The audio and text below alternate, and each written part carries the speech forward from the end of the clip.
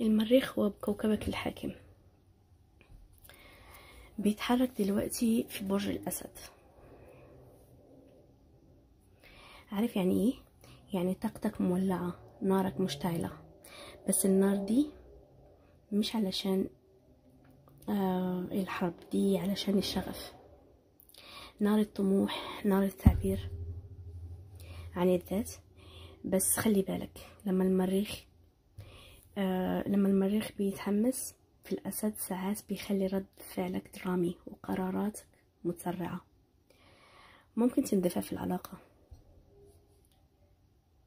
تقول كلمة تندم عليها حتى لو تفكر جواك رغبة السفر أو الرحيل.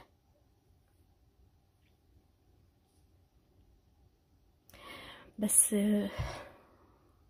خليك قاعدة يا برج الحمل، لأنه أنا شايفة هنا نارك المولعة هتاخدك لقرارات مصيرية هتبقى اندفاعها منك هتندم عليها بعدين. هنشوف دلوقتي نبتون، الكواكب، كوكب نبتون أخباره مع برجك.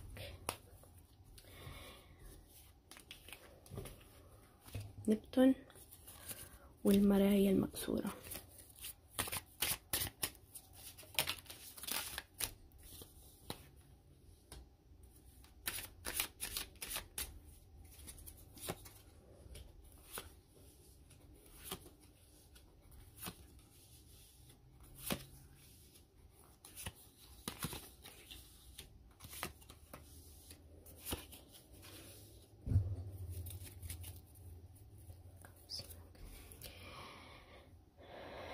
نبتون بيبعتلك إشارات من وراء الحجاب، كأنك شايف حلم أو بتصدق حد مش واضح أو بتحب حد مش ليك.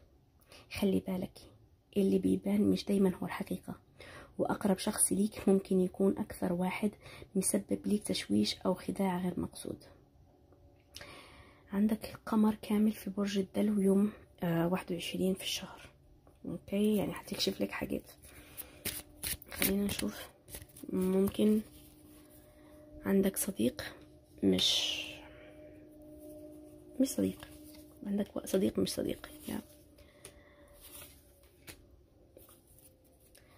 او حد قريب نيته ما كانش زي ما انت فاكر.